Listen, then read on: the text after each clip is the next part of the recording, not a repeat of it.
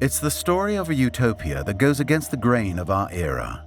On a planet obsessed with the idea of erecting boundaries, we take you to discover a world where knocking them down actually offers protection of nature and of man, and even draws nations together. All thanks to special parks devised to transcend borders, peace parks.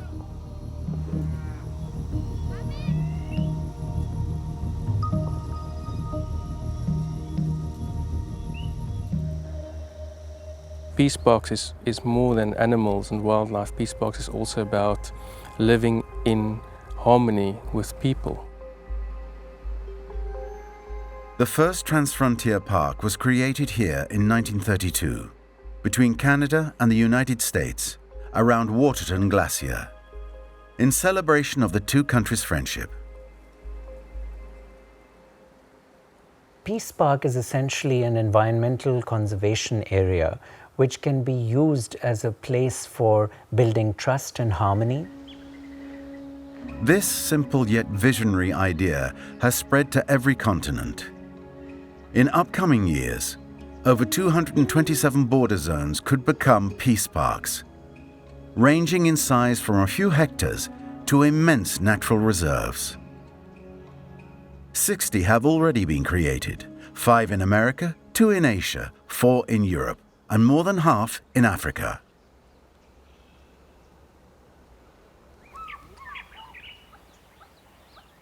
In a land fractured by artificially drawn colonial borders dating from the 19th century, these transfrontier parks do more than simply reunite ecosystems and offer sanctuary for wildlife. Concretely speaking, they foster the economic development of their border nations, thanks to the ecotourism boom. A profitable ecology that pushes nations to cooperate and sometimes overcome former conflicts. I think the main point about peace parks to keep in mind is that they are representative of the role the environment can play in bringing human communities together. This utopia in action, on which the future of Africa and perhaps even the world rides, was one of Nelson Mandela's final dreams. It is important if various countries across boundaries work together, that unites those countries, and the boundaries become something unimportant.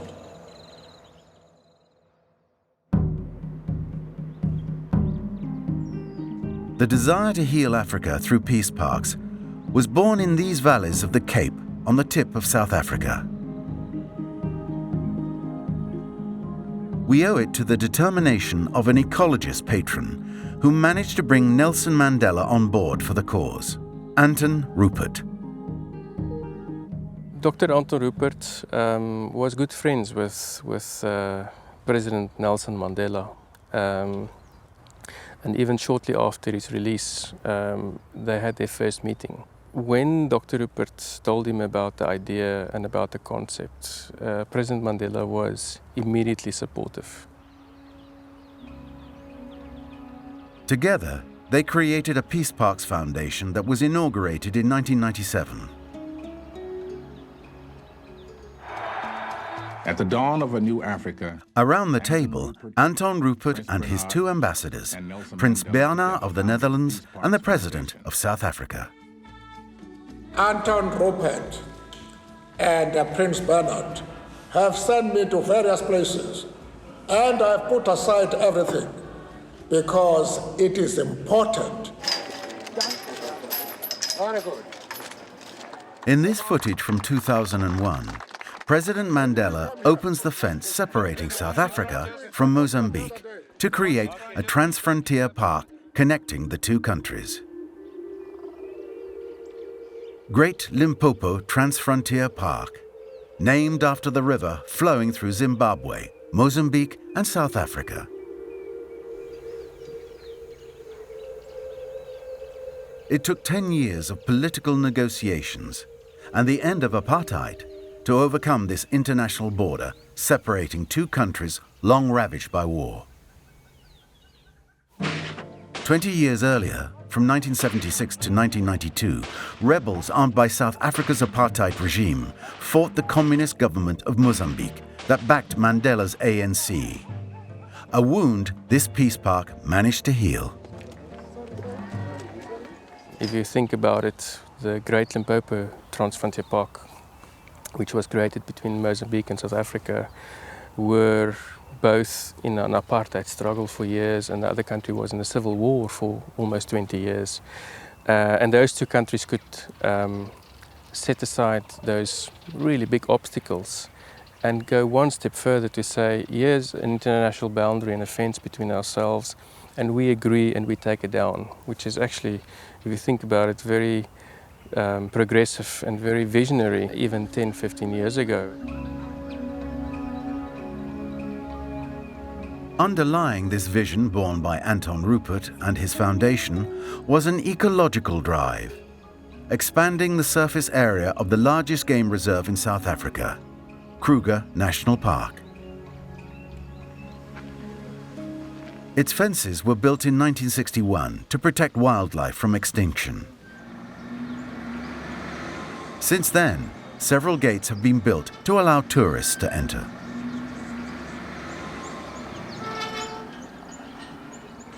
Inside, the park spans 20,000 square kilometers of preserved savanna filled with protected species.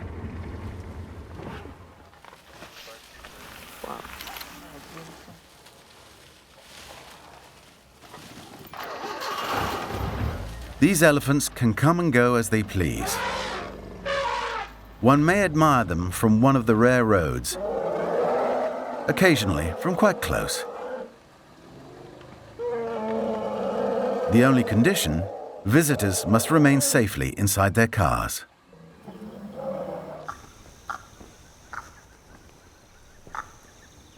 There are only a few areas within the thousands of hectares where visitors are allowed out of their cars to observe the wildlife and scenery.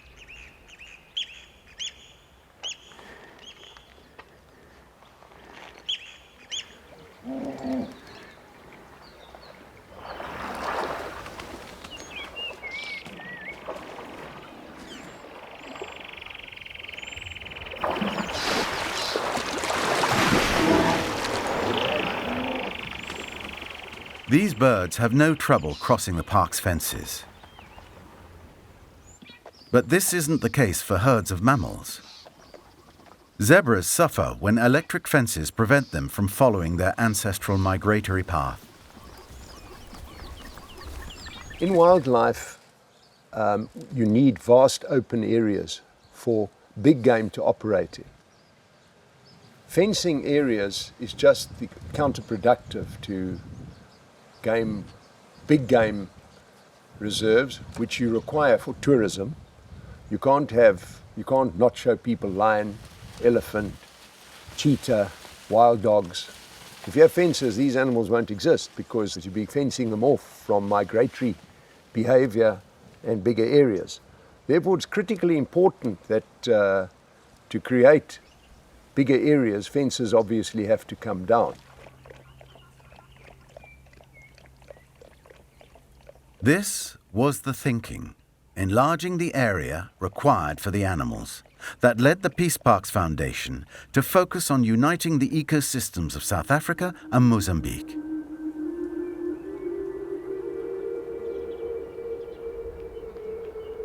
And here is what the border post inside the park looks like today. The Giriondo border post, a simple formality that allows one to easily pass from Kruger to Great Limpopo, from South Africa to Mozambique.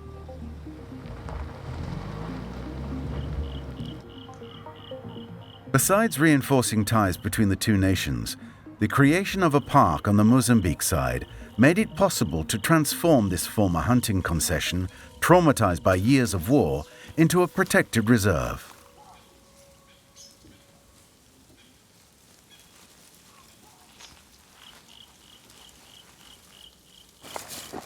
This forest ranger walks along a path that was laid with mines by his own battalion back when he was a soldier in the Mozambique army. This is the road right here. Back during the war, this whole area was mined. The mines here protected all the way to that road. We laid mines against the enemy, and the enemy against us. That's why the site was abandoned. But now the mines have been entirely cleared, and we can pass through here once again. Now the paths are safe.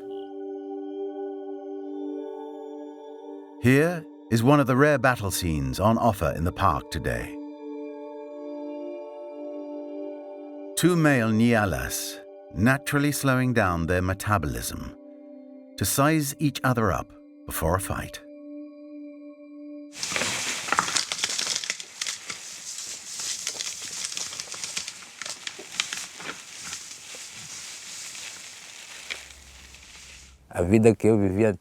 My life used to be very different from the way it is today. Back then, you had to cultivate a plot of land in order to eat. You couldn't earn money to buy food. Ever since I was hired by the park, my life has completely changed. Nothing is the way it was before. Limpopo National Park has brought many positive developments with it. It has greatly contributed to improving the region. This is evident in the villages surrounding the park. Their inhabitants have a much higher standard of living, thanks to the park and tourism.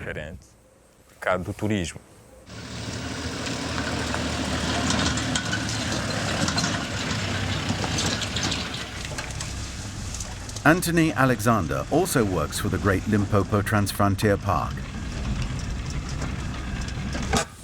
But he is South African. He was appointed by the Peace Parks Foundation to develop the project. Every day he endeavors to encourage wildlife, in particular elephants, to return to this part of the park, despite the years of hunting and mines. Elephants live to 70 odd years, and they've got an incredible memory. So 70 years ago they were quite regular in Mozambique, and then of course the war came in the 70s and 80s, and they all moved to safety in South Africa. So it was a very gradual process of them coming back into Mozambique. It was initially the translocation, and an elephant are quite intelligent. They can feel and sense where the mines are, and they're very wary of human impact as well. And with time, we're seeing more and more come over. They realize that it's safe.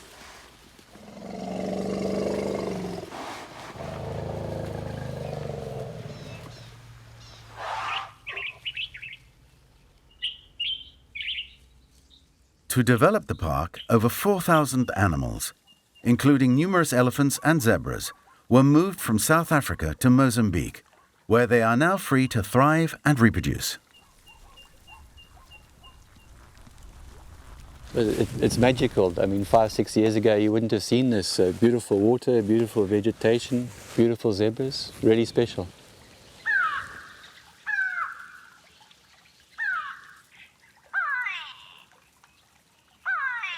It's a long process. It's a slow process to get the wildlife numbers up.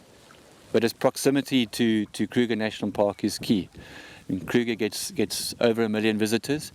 If we can get 100,000 or 200,000 of those visitors, the park will be financially self-sustainable, and that's ultimately what we're looking towards. Ecotourism is 90% tourists from overseas destinations. And these are the people that are driving the initiatives relating to wildlife tourism. And with that, obviously, employment much needed and foreign currency earning. And Africa, it's not an industrialized continent at all. There's not a lot of manufacturing taking place. But there's incredible landscapes and incredible wildlife. So if for every 8 visitors to Africa, you create 1 job. Peace parks have the potential to augment economic activity. And so we should not just think of them as naive ideas, utopian ideas, but as potential opportunities for economic development and growth in border regions. For the time being, there are very few lodges open on the Mozambican side. Take this rustic hotel, for example, Mashampane. The only guests are a handful of South Africans in the know, or else foreign tourists looking for a stopover point on the way from Kruger Park to the beaches in Mozambique. To attract more visitors, there needs to be an increase in wildlife. Roads need to be opened up and the infrastructure developed. All of this implies intensive cooperation between South Africans and Mozambicans. So I'd just like to discuss the Shingwedzi Cliffs Trail. Back in the days of apartheid, something like this was unthinkable. Anthony, the South African, works under the orders of Antonio, the Mozambican. How we're going to get across the border, how we're going to operate the trail. And just to remind you to take with you the tourism manager, just for him to be exposed into this environment. With the creation of Limpopo National Park, several initiatives were undertaken to make the zone accessible, because the goal is to allow visitors to come and see the great potential this region has. I think that's one of the beauties of the Peace Parks concept, is it enables people to move across boundaries, to set aside those differences and to really see how they can look at optimizing the shared natural resources for the benefit of all the partners. It's not your elephant or my elephant or your bird or my bird, it's ours. Recognizing that, to then put in place mechanisms to help manage and protect those shared resources. But one danger lurks amid all these efforts: poaching. Local hunters, paid by traffickers, have already killed a few rhinoceroses in the Mozambican park to sell their horns.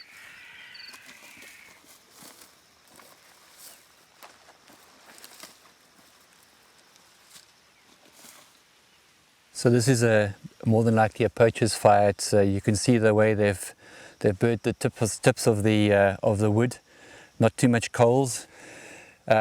Poaching, in particular rhino poaching, and in more so elephant poaching, is perhaps the biggest threat to the Great Limpopo Transfrontier Park.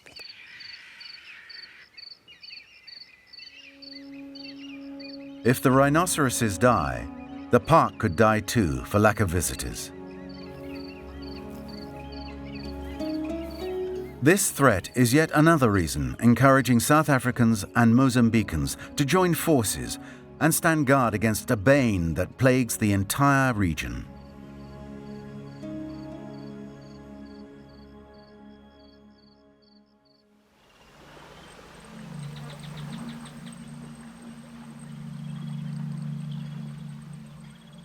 For the proponents of peace parks, the solution lies not in building higher and higher fences to protect the territory, but in fostering co-development and creating jobs through ecotourism. This is still the best way to discourage poachers and limit illegal immigration. There's a lot of pressure on the GLTP to put fences up because there's a belief that it stops poachers, but the reality is a fence doesn't stop a person, a fence can only stop wildlife. This fence can be jumped over quite quickly. If you look at the border between USA and Mexico, the most technologically advanced fence, it doesn't stop people. And I think the best method is to make sure that there's economic prosperity on both sides of the border, and one can do that through tourism, which is the most suitable land use for this area. And by doing that, one doesn't need fences anymore. My dream, wouldn't it be wonderful if from the sea of Mozambique to the Drakensberg Mountains, there are no fences? I mean, in an international, I think that was one of Dr. Rupert's aims and objectives through peace parks. Peace parks was to form smaller areas, but with the idea of growing them greater and greater. Today, there are over 33 of these identified peace parks in Africa. In southern Africa, there's 18, jointly cover an area of over 1 million square kilometers, which is a significant expanse of land. I mean, that is equivalent to the size of France and Germany combined. In fact, it's a little bit bigger than that. Certainly the Peace Parks Foundation and their work in Southern Africa makes a very cogent economic case for peace parks, and they have used it quite admirably as a means of attracting tourism, particularly in transboundary areas. So there is clearly an economic case to be made for peace parks, and not just a utopian, naive idea. The next leg of this journey takes us to South America, to La Amistad International Park, a friendship park located between Panama and Costa Rica. This friendship park, in keeping with its name, has fostered friendship for several years between Panama and Costa Rica. There is no border within the park. It is a shared territory. Costa Rica and Panama have never fought each other, and for good reason. There are no more armies on either side of the border, a decision that was taken in a highly particular context. The Latin American Republic of Panama. In December 1989, the United States invaded Panama to fight a dictator suspected of arming the communist regime of Nicaragua, General Noriega. The operation made it possible for his opponent, Guillermo Andara, to be elected. Yet no South American country would recognize Andara, except for Costa Rica. My mandate was coming to an end in May 1990, and I told President Andara, I want to recognize your government, and I want to be the first to do so because we are neighbors. But for this you must pay a price. And that price is the abolition of Panama's army, which has done nothing but harm Panama with its coup, as was the case for Haiti and countless other Latin American countries and throughout the world. Panama agreed to follow in the footsteps of Costa Rica, which had abolished its own army back in 1948, with a new constitution designed to avoid future coups. In the words of François Mitterrand, Costa Rica is the only country in the world to declare peace on the international community. Having no army has always been a calculated risk. The money that would have been used to purchase weapons was invested in education and health instead. The entire population is covered, as in wealthy countries, and we have the highest literacy rate of any developing country.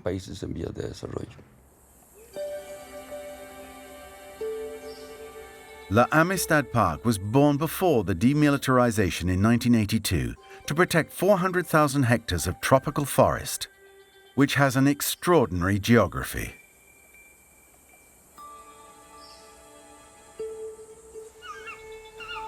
Classified as a World Heritage Site by UNESCO, the park is home to rare species of birds and insects, some of which have just been discovered. The park is a unique place where we've identified several endemic species.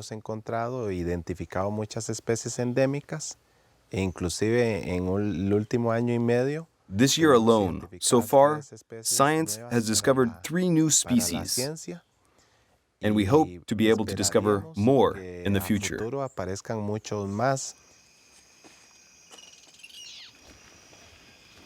Roger Gonzalez is a biologist.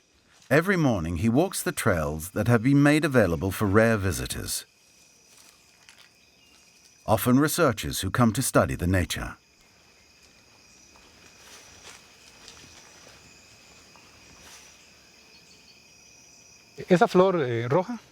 This red flower comes from a tree called boro. The red flowers are highly attractive for several species, notably the birds that come to seek its nectar. del néctar de las flores.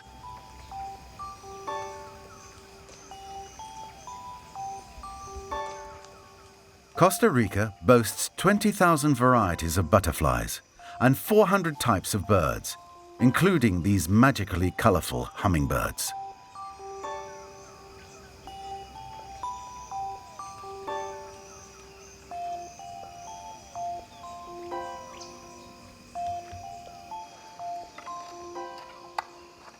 It is also home to many mammals which are mainly seen with the help of infrared cameras installed on the trees.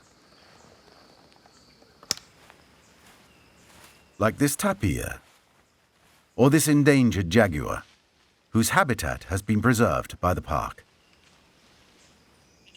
These clearings correspond to areas that were deforested long before the forest was declared a national park. All the trees that were cut went to the lumber industry. Ever since the park has been protected, we've seen a natural regeneration. But some invasive plant species are causing problems for this regeneration. These plants cover most of the vegetation. Luckily, we can count on these insects. They feed on this plant that slows the regeneration of these clearings. It's a very beneficial biological controller.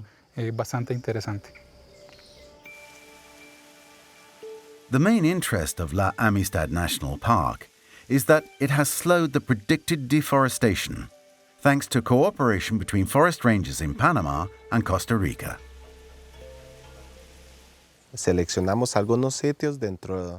We select certain areas within the park on both the Costa Rican and the Panamanian sides. And we patrol 5, 6, or even 7 days in strategic spots where we know there are hunters, illegal crops, or clearings.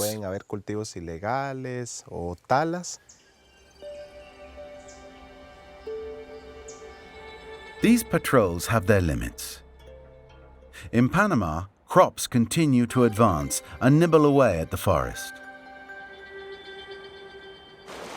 Sometimes to the detriment of the Indians, who have always lived there, such as the Nassau, whose life on the river is threatened by the construction of a dam that will bring electricity to the region.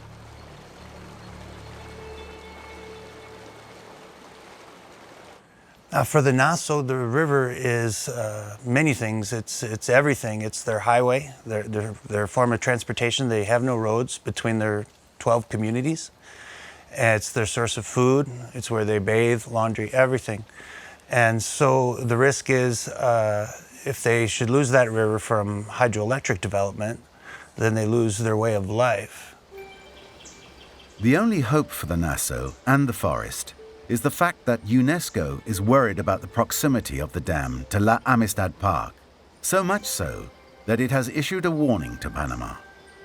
UNESCO has said that should there be any further hydroelectric development in the park, according to plans that have been investigated, then they will lose World Heritage status. This is what is so important about a peace park.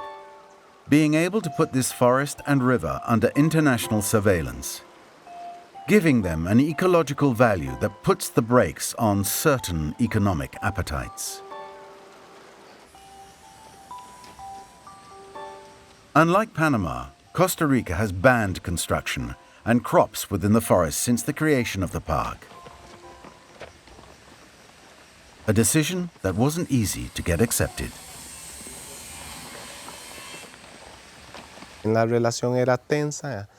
Relations between the two countries were tense between 1982 and 1987 because of poaching and vandalism in the protected reserve. But little by little, thanks to joint action, the situation began to change, notably due to community management programs, scientific research, and environmental education, which are now coordinated with organized groups located in the buffer zone.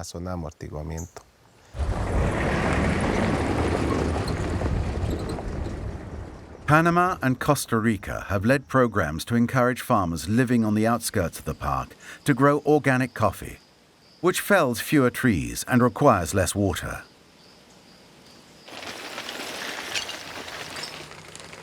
A message completely accepted by the new generations.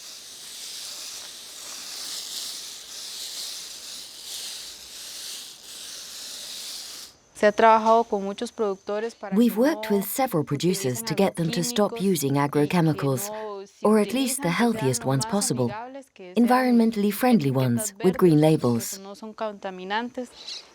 The water in this zone comes from a spring 1.5 kilometers away, so we're working to protect that. The park has helped protect critical habitat.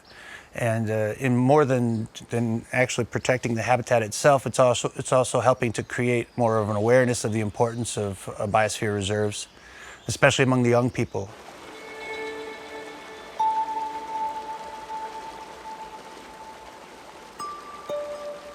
In the Valley of Silence, we're in close contact with nature. In peaceful spots like this, it's almost like the forest belongs to us. The park doesn't belong to anyone, but we love it and protect it as if it were ours. I think there's hope because there's a great pride in the ecology emerging, and there's a great pride in the fact that Panama is, along with Costa Rica, home to a World Heritage Site for the ecology. Although climate change and border problems may lead to wars, it's also true that natural parks can bring friendship and peace and prevent conflict between neighboring countries.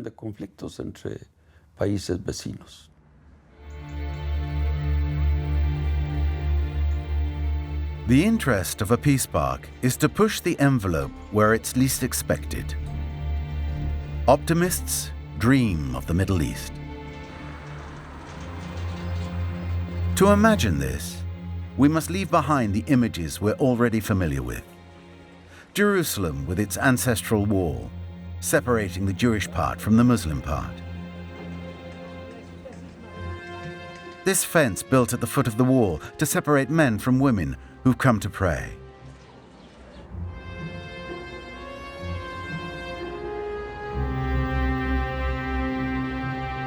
We must leave the famous wall separating Israeli settlements from the Palestinian territories.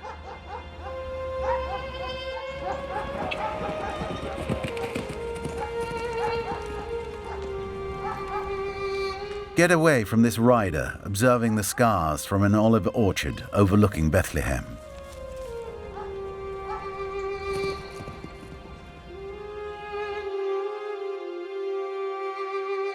We must get off this stifling route Israeli settlers have forced upon themselves in fear of attacks and of their neighbors. We must travel 150 kilometers north of Jerusalem, above an islet where the Yarmouk meets the Jordan. That could give rise to a future peace park, the Jordan River Park. Its east bank is in Jordan, its west bank in Israel. The border between these two countries passes exactly down the middle of the river, which is guarded on the Israeli side by an electronic fence. What's surprising for this region is that civilians can open it to venture near the other bank, which is monitored by Jordanian watchtowers every 7 kilometers.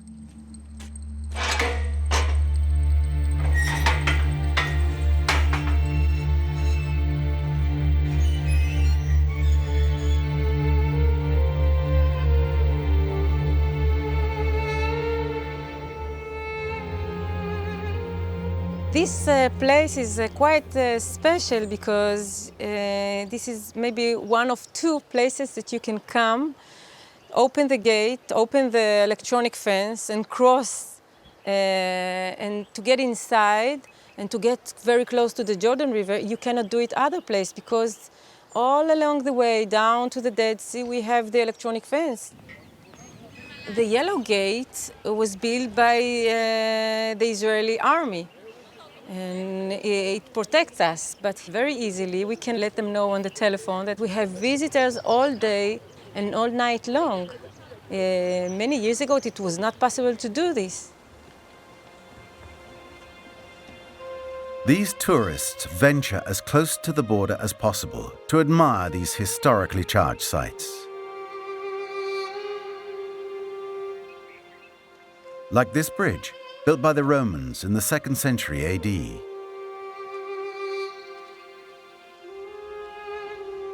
Or this ancient caravanserai, a stopover for Ottoman caravans and merchandise in the 14th century.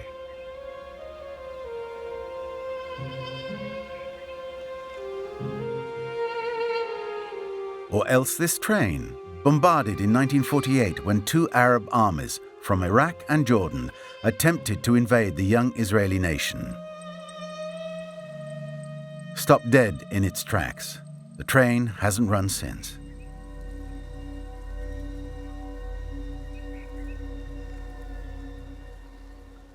Everybody crossed here. Caravan with goods, troops, armies who usually build the bridge, trains. People could cross here and from side to side until 1948. Since 1948, nobody crossed here anymore. Maybe in the future. It is with this hope that Nirit welcomes tourists and watches over this special place. She grew up in a nearby kibbutz, which looked after the site and restored these dormant sites with the help of Israel's Department of Antiquities. Located just opposite the park, the Kibbutz Gesher is a utopist community founded in 1939 in a spirit of sharing.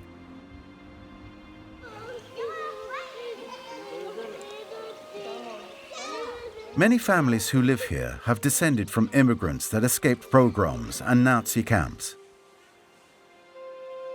Some fought against the Jordan Army in 1948. They now make a living from farming, recycling, or tourism linked to the park. I'm a 3rd generation on Kibbutz Gesher. Gesher means bridge. This is us. We are the bridge. So if you're looking forward, maybe this is the place to start all the cooperation, and we're looking forward for the next years this place to be open again. In Jordan, we called that area Jisr al-Majama', which means the area of the many bridges. And when we are ready, when things are developed or well developed, we can make this joint cooperation and call it the Peace Park of North Jordan. The dream of a joint park is the rallying point for the ecologists of eco-peace. It is what makes them work together to convince decision makers on either side of the border. Nobody's really laughing at this point. They're listening, they're criticizing, they're wondering. When I say they, I mean the higher level governments, but everybody's listening. And that's a much better place to be than if they're laughing at us. So we've already made progress. What makes this project achievable is that we are a regional organization. We are in Jordan, Palestine, and Israel. And it's one umbrella. So whatever I do in Jordan is the interest of the people in Israel and Palestine also. I did come to Israel really with a dream, living in a community that was sharing ideals, sharing many things. Today it doesn't really work like that, but that's okay because there is still good things happening and there are still people that want those good things to happen.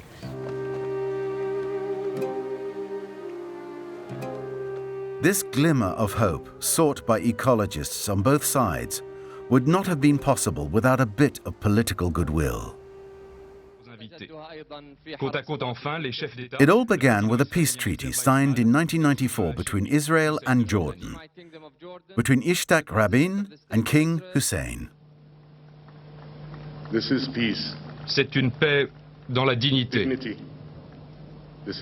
paix dans la conviction. C'est notre cadeau à nos peuples et aux générations à venir.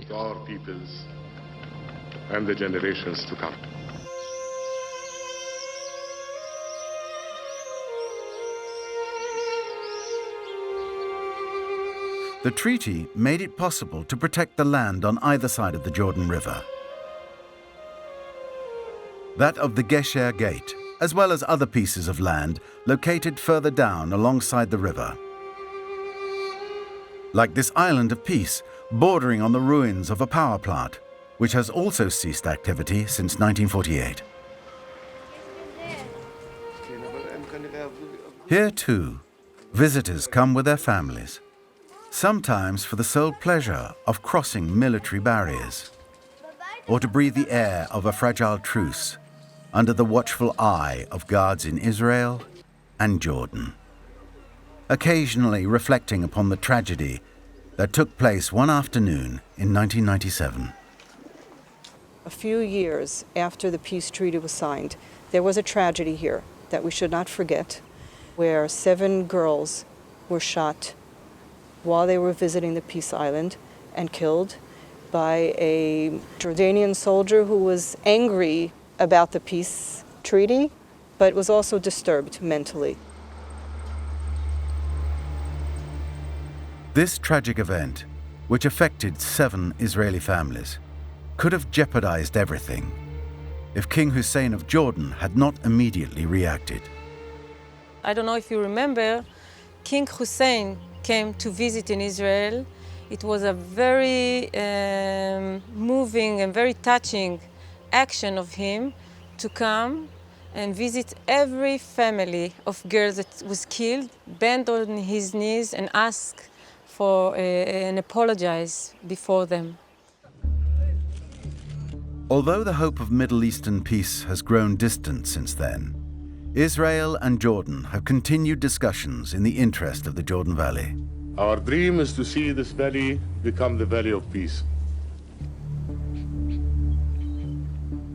The sacred Jordan River may separate the two countries on paper, but it brings them together when it is a question of protecting this shared heritage, threatened by pollution and intensive use.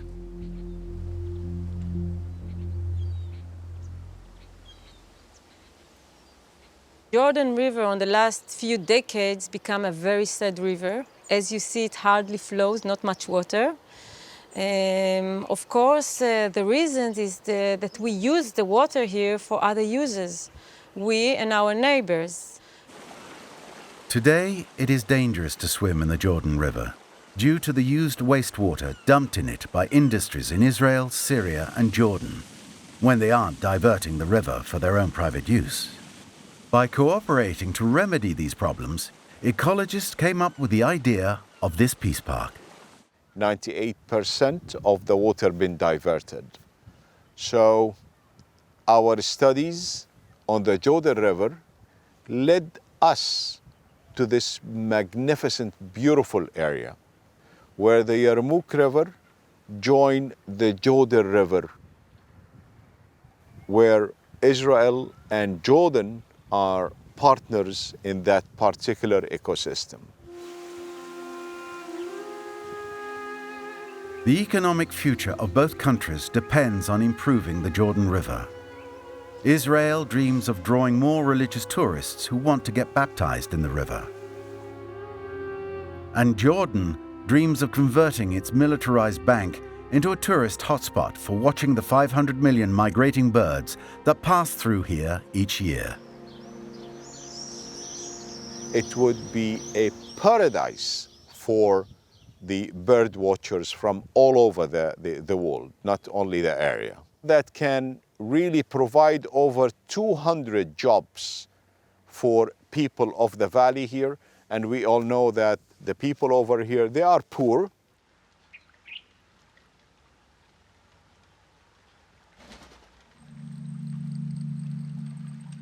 This enthusiasm is shared by elected officials on either side of the river, the president of the Jordan Valley region and the Jordan mayor, Muat Ben Jabal.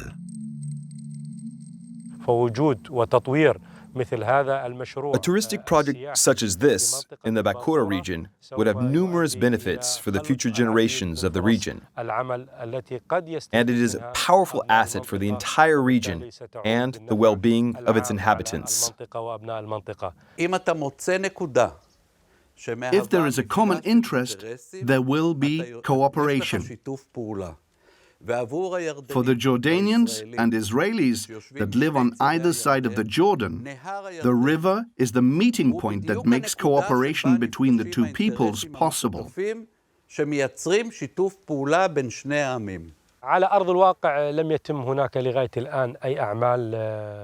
Concretely speaking, so far today, nothing tangible has been done.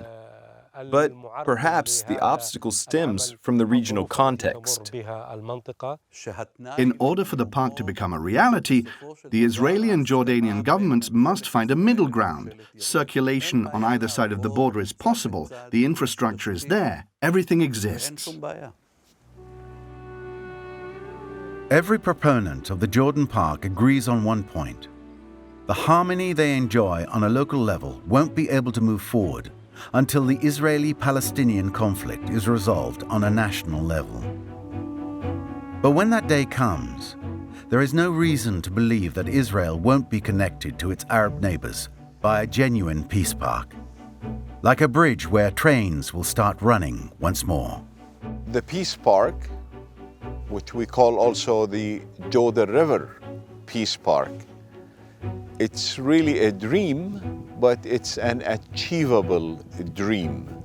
It's not an unreachable dream. We just need some goodwill. The park will open perspectives for cooperation and bring the peoples together.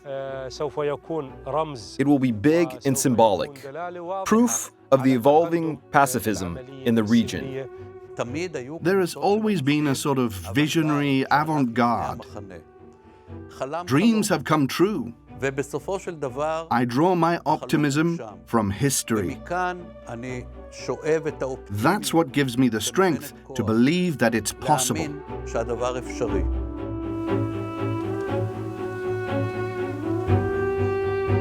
Nature can't do the work of men.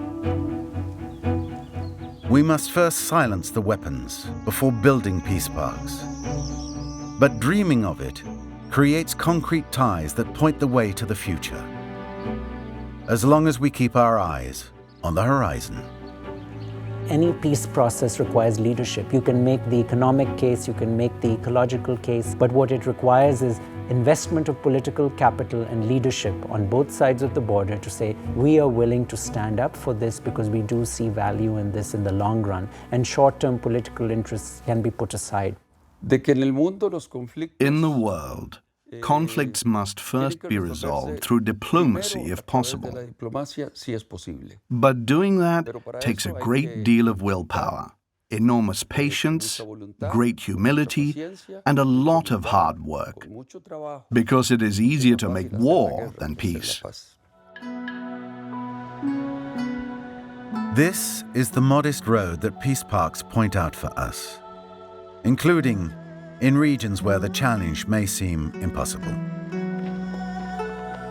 The wildest utopists dream of a peace park here on this border between South Korea and North Korea, one of the world's worst dictatorships. A lush strip of land with an exceptionally rich ecology that NGOs would like to see on the World Heritage List. Perhaps one day. But for the time being, only birds can cross the border, flying toward a future where the beauty of the world will bring people together in peace.